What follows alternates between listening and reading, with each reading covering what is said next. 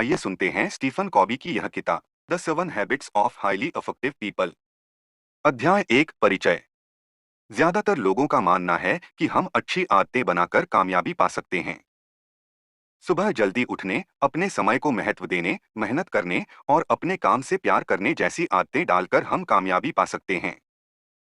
लेकिन क्या खुद को बदलने के लिए सिर्फ आदतें बदलना काफी है? अच्छी आदतों से आप कामयाबी हासिल कर सकते हैं, इस बात में कोई दो राय नहीं है।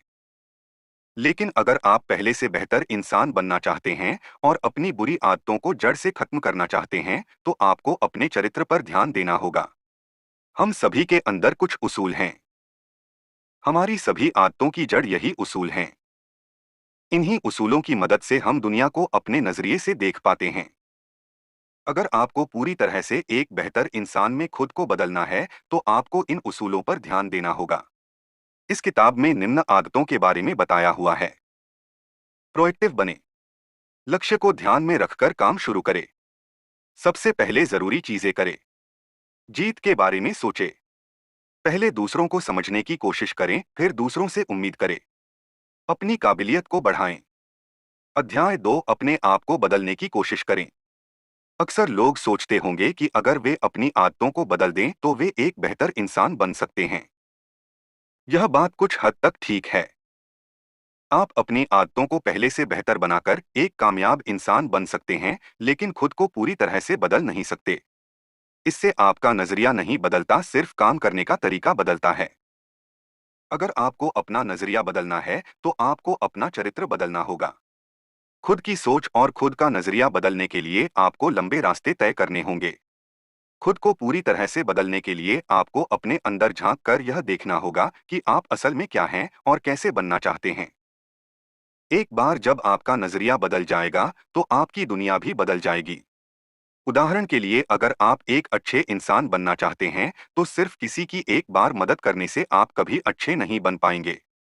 आप अच्छे तब बनेंगे जब आप दूसरों की परेशानियों को महसूस करके उसे खुद की परेशानी समझकर सुलझाने की कोशिश करेंगे। अध्याय 3, अपने चरित्र को बदलने के लिए आपको अपने उसूलों को बदलना होगा। हम सभी के अंदर कुछ ऐसी आदतें होती हैं जिनसे हम जल्दी छुटकारा नहीं ले पाते। हम भले ही कितनी भी कोशिश कर लें, एक समय के बाद हम खुद को वो काम करने से रोक नहीं पाते। इसकी वजह है आपके उसूल। उसूल आपके अंदर की वो भावनाएं होती हैं जिनकी वजह से आप किसी आदत को अपनाते हैं। तो अगर आपको अपने आप को पूरी तरह से बदलना है, तो आपको अपने उसूलों पर काम करना होगा। उसूल ही आपके सभी कामों की जड़ है। एक बार आपने अपने उसूलों को बदल दिया, तो आपकी आदतें भी अपने आप बदल जाएंगी। हमारे उसूल ही यह तय करते हैं कि हम किसी चीज को किस तरह से देख रहे हैं। इसलिए अपनी बुरी आदतों को जड़ से खत्म करने के लिए आपको उसूल बदलने होंगे।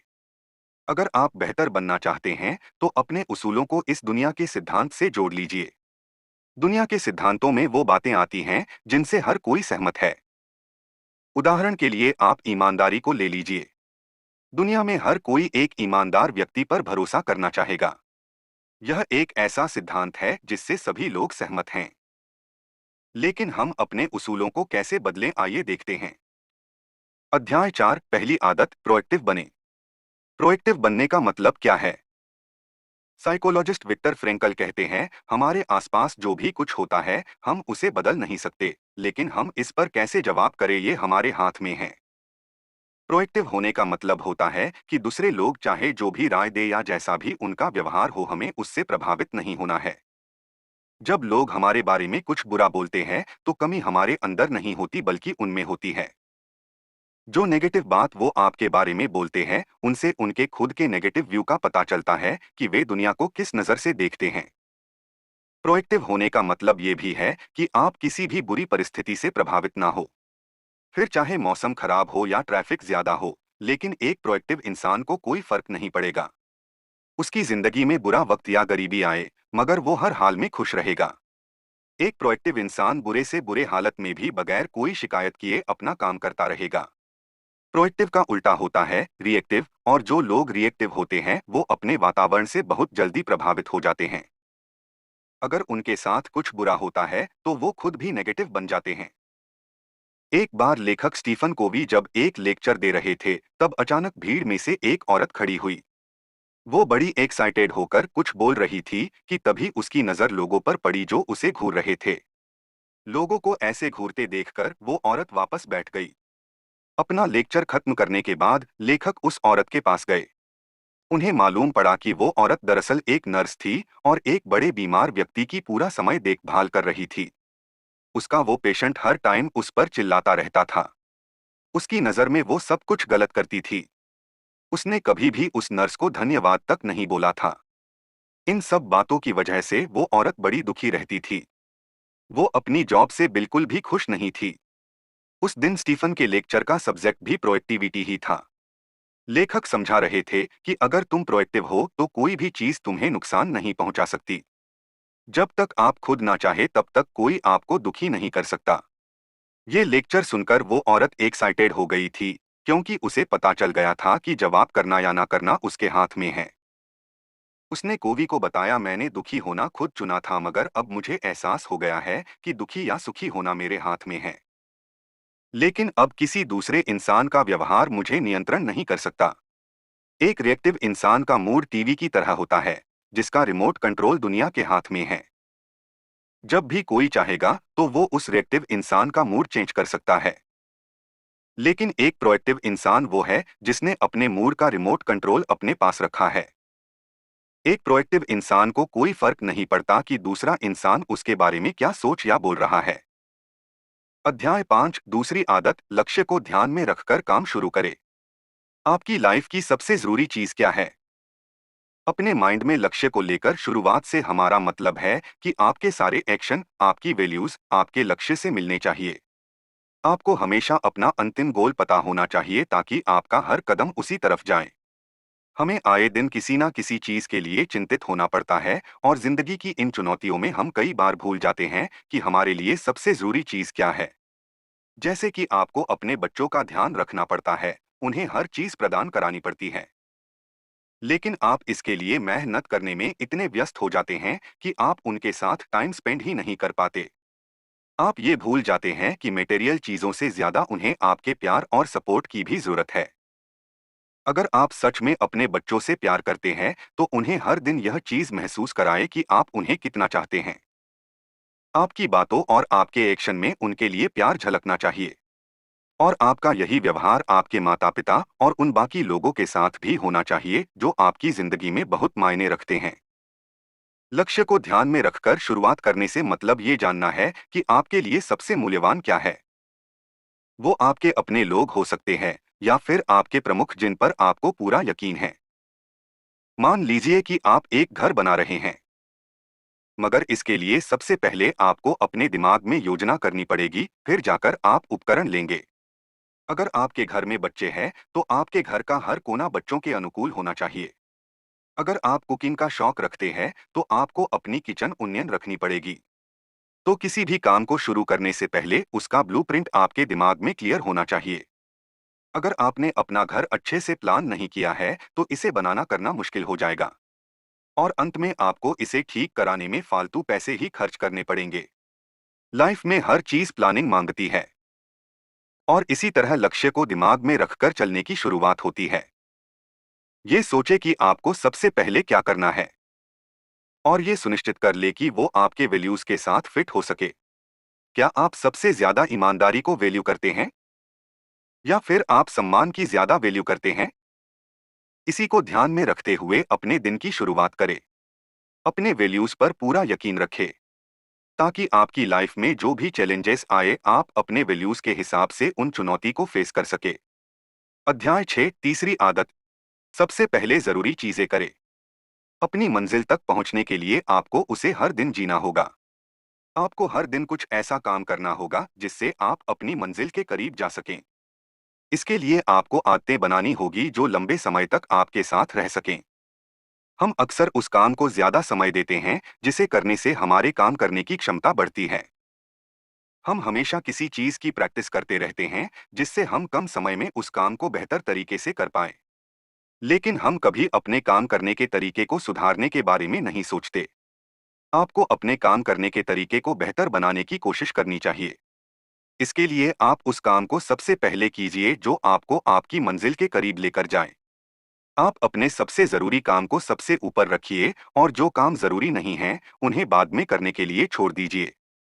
जरूरी काम में वो काम नहीं आते जिन्हें करने की आपको जरूरत है। अगर आपको कुछ ऐसा काम करना पड़ रहा है जो आपको लंबे समय में कोई फायदा नहीं देगा, तो वो काम जरूरी नहीं है। आप उस काम पर अपना समय बर्बाद मत कीजिए।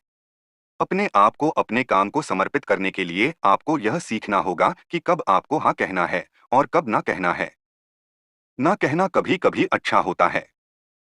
अगर कोई काम आपके जरूरी काम के रास्ते में आ रहा है, तो उसे ना कहने से अच्छी बात हो ही नहीं सकती। अध्याय 7, चौथी आदत। जीत के बारे में सोचे। जीतने के लिए हमेशा प्रतियोगिता करना जरूरी नहीं है। जहां पर प्रतियोगिता होती है, वहां अच्छे रिश्ते नहीं बन पाते। लंबे समय तक सफल रहने के लिए आपको अच्छे रिश्ते बनाने होंगे और प्रतियोगिता करने से आप अच्छे रिश्ते नहीं बना पाएंगे। प्रतियोगिता को अपनी जिंदगी से हटाने के लिए आप हार जीत के बारे में सोचना छोड़ दीजिए। आप सिर्फ जीत के बारे में सोचिए। किसी के जीतने के लिए हर बार किसी को हारना हो, यह जरूरी नहीं है। अगर आप यह सोचेंगे कि यहाँ हर कोई एक साथ जीत सकता है और आप भी बिना किसी को हराए जीत सकते हैं, तो आप प्रतियोगिता को अपनी जिंदगी से बाहर निकाल सकेंगे। जब दो लोग हार जीत के बारे में सोचकर काम करते हैं, तो वे प्रतियोगिता करने में यह भूल जाते हैं कि उनकी मंजिल क्या है। वे हमेशा सामने वाले को हराकर खुद जीतने के बारे में सोचने लगते हैं, जिससे रिश्ते बिगड़ जाते हैं। अगर आप तेज भागना चाहते हैं, तो अकेले भागिए, लेकिन अगर आप दूर तक चलना चाहते हैं, तो आप सबको साथ लेकर चलिए। दूसरों के जीतने के बारे में सोचने से हम अच्छे फैसले ले पाते हैं। किसी से बहस होने पर हम बैठकर यह फैसला कर सकते हैं कि हम क्या करें जिससे दोनों का फायदा हो। इसमें एक दूसरे को नीचा दिखाने की भावना नहीं होती और अंत में जो समाधान निकल कर आता है, उससे दोनों लोगों का फायदा होता है।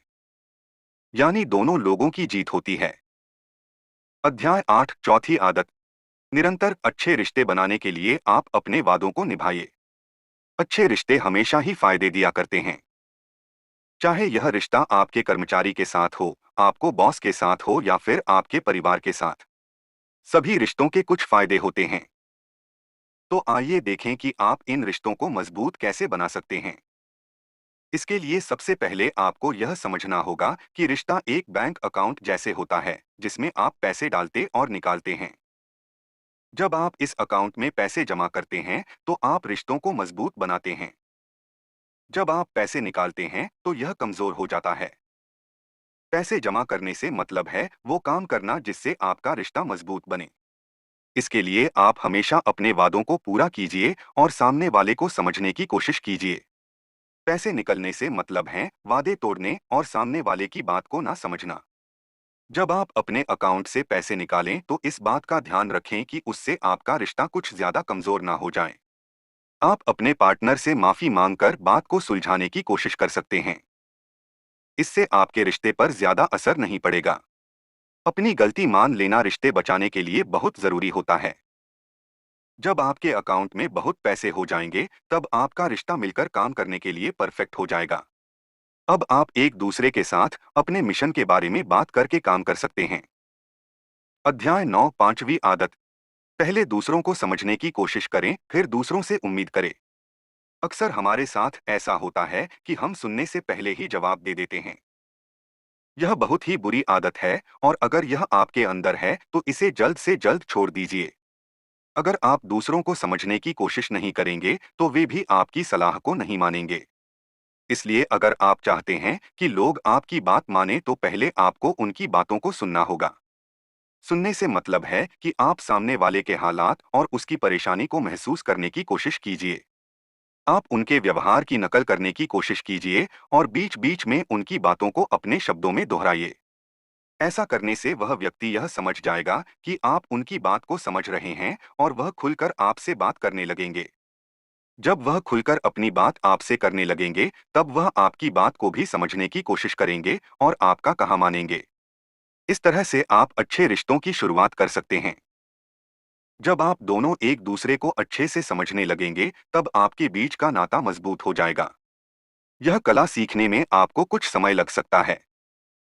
अगर आप इससे बिल्कुल अनजान हैं, तो यह आपके लिए मुश्किल भी हो सकता है। लेकिन अगर आप इसे कुछ समय और मेहनत दें, तो आप यह कला अपने अंदर विकसित करके अच्छे रिश्ते बना सकते हैं। इस कला के जरिए लोग आपको पसंद करने लगेंगे और आपकी बात को सुनने की कोशिश करेंगे। ये कभी साबित करने की कोशिश ना करें कि बस आप सही है और दूसरा इंसान गलत है। इससे आपकी ज्ञान ही बढ़ेगा और कोई नुकसान नहीं होगा। बहसबाजी करने से बेहतर और भी कई विकल्प है। जब आप दूसरों के नजरिए का आदर करने लगते हैं, तो आप उनके साथ मिलकर काम कर सकते हैं। आपके मिलकर काम करने से कई सारी नई और बेहतर चीजें बना सकते हैं। अध्याय 11। सातवीं आदत, अपनी काबिलियत को बढ़ाएं। अपनी काबिलियत को बढ़ाने से हमारा मतलब है कि हमेशा कुछ नया सीखते रहे, क्योंकि आपका सबसे बड़ा एसेट आप खुद है। आपको नियम से खुद को शारीरिक, मानसिक और धार्मिक रूप से हर पहलू में आपको सुधार करना पड़ेगा। आप नियमित व्यायाम से खुद को शारीरिक रूप से स्वस्थ रख सकते हैं। इसके लिए जरूरी नहीं कि आप जिम जाएं, आप घर पे ही सरल व्यायाम कर सकते हैं। आप दौड़ लगा सकते हैं, जॉगिंग कर सकते हैं या फिर तेज चल सकते हैं और फिर आप देखेंगे कि दिन ब दिन आपके शरीर में सुधार हो रहा है। इसी तरह आप अपनी आत्मा को भी नया रूप दे सकते हैं। ऐसा कई बार होता है जब आप खुद को पूरी तरह थका हुआ पाते हैं। रोजमर्रा की चुनौती से हम बेहद थक जाते हैं, तो हमें खुद को प्रेरित रखने की बेहद जरूरत है। आप प्रार्थना से, संगीत से, किताबों को पढ़कर या फिर प्रकृति से जुड़कर खुद को प्रेरित कर सकते हैं। ये आप पर निर्भर है कि आपकी आत्मा किस तरीके से अच्छा महसूस करेगी। कभी कभी एक ब्रेक लेना भी जरूरी होता है, ताकि आप खुद को टाइम दे सके और अपने बारे में सोच सके। हम जब जवान होते हैं तो हमारा दिमाग खुद ही अपना अभ्यास कर लेता है, लेकिन एक बार स्कूल खत्म करने के बाद हम शायद ही कोई बुक पढ़ने का टाइम निकाल पाते हैं या कुछ नया सीखते हैं। लेकिन सीखना सिर्फ स्कूल तक ही सीमित नहीं होना चाहिए। हम इसके बाद भी खुद को शिक्षित करने के तरीके ढूंढ सकते हैं। आपको टाइम निकालकर खुद को बेहतर करना ही पड़ेगा, क्योंकि जो साधन आपकी जिंदगी में जरूरी है वो तो आपके पास है ही, बस उनको तेज करने की जरूरत बीच बीच में पड़ती रहती है। और आपके एसेट्स हैं आपका शरीर, दिमाग और आपकी आत्मा, और इन्हें हमेशा कल से बेहतर बनाने की कोशिश करें। अध्याय 12 सारांश। खुद को बदलने के लिए आपको अपने चरित्र और उसूलों को बदलना होगा। सिर्फ आदतें बदलने से आप अपने आप को अंदर से नहीं बदल सकते। आपको हमेशा अपनी सेहत का ख्याल रखना होगा और अपने दिमाग का मालिक बनना होगा। जरूरी काम को पहले करके और अच्छे रिश्ते बनाकर आप कामयाबी जल्दी हासिल कर सकते हैं। अच्छे रिश्ते बनाने के लिए दूसरों को समझना बहुत जरूरी है। इसलिए आप सामने वाले को सुनने की कोशिश कीजिए।